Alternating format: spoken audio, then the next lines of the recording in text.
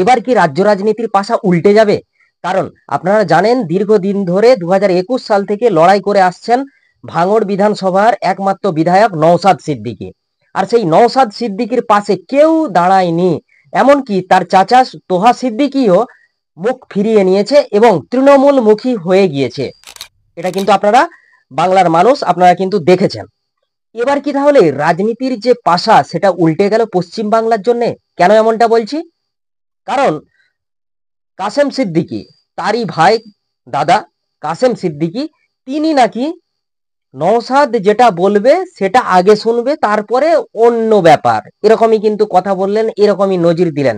তাহলে কি তোহা সিদ্দিকী কাসেম সিদ্দিকীর সঙ্গে আর থাকবে?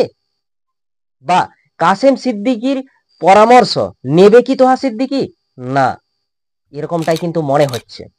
চলুন আগে কাসেম সিদ্দিকী কি বললেন নওশাদ সিদ্দিকীকে উল্লেখ করে সেটা আগে শোনাবো আপনাদের। মনে করি আমি তো নওশাদ যদি আমাকে দেয় আমি দাঁড়াবো।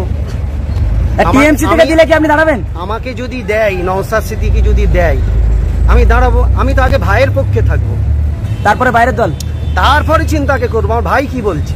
না, আজকে সামনে বিধানসভা, একটু আমাদের ভাইদের সঙ্গে একটু আলোচনা করুক যে ভাই তুমি কি দাঁড়াবে, তুমি কি কতটা ইন্টারেস্টেড, ভাই তুমি একটুখানি বলো। এগুলো তো করা। দর্শক শুনলেন, পরিষ্কার বোঝা যাচ্ছে, একেবারে পরিষ্কার বোঝা যাচ্ছে যে কাসেম সিদ্দিকী নওশাদ সিদ্দিকীর দলে পা দেবেন বা যোগ দেবেন, এরকমটা কিন্তু বোঝা যাচ্ছে। কারণ তিনি বলছেন যে আমাদের ভাই সাহেবদের সঙ্গে আলোচনা হবে, আলোচনার পর যদি নওশাদ সিদ্দিকী আমাকে বলে দাঁড়াও তাহলে আমি নিশ্চয়ই দাঁড়াবো, এরকম একটা ইঙ্গিত কাসেম সিদ্দিকী দিলেন। তাহলে কি, যেটা আমরা বারবার বলছি, তাহলে কি বাংলার রাজনৈতিক যে ছক পাশা সেটা কি পাল্টে যাবে? এই অপেক্ষায় আছেন আইএসএফ সমর্থনকারীরা।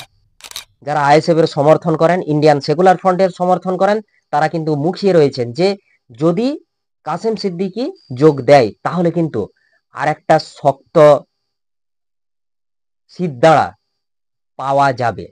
কিন্তু বিগত দিনে আমরা দেখেছি কাসেম সিদ্দিকী বিভিন্নভাবে মমতা বন্দ্যোপাধ্যায়ের কাছাকাছি এসেছে এবং কানে কানে কথা হয়েছে, এরকম আমরা ভিডিও, ছবি ইত্যাদি আমরা কিন্তু দেখেছি। তবে ইফতার মজলিসে, যেই ইফতার মজলিস করার পর আব্বাস সিদ্দিকী এবং নওশাদ সিদ্দিকী তারা কিন্তু সরাসরি সেই ইফতার মজলিস বয়কট করে, কিন্তু কাসেম সিদ্দিকী, তোহা সিদ্দিকী সহ অন্যান্য ফুরফুরা শরীফের পীরজাদারা তারা কিন্তু ছিলেন। কিন্তু হঠাৎ কি এমন হলো যে কাসেম সিদ্দিকী তৃণমূল মুখী থেকে একেবারে ছোট ভাইজান, অর্থাৎ যাকে নওশাদ সিদ্দিকী বলা হয় ভাঙড় বিধানসভার একমাত্র বিধায়ক, সেই বিধায়কের ইশারায় চলবেন এরকম বলছেন? কেন বলছেন, কি জন্য হতে পারে? যদি আপনি জেনে থাকেন অবশ্যই জানাবেন কমেন্ট বক্সে। দেখতে থাকুন নিউজ 10 বাংলা। ধন্যবাদ।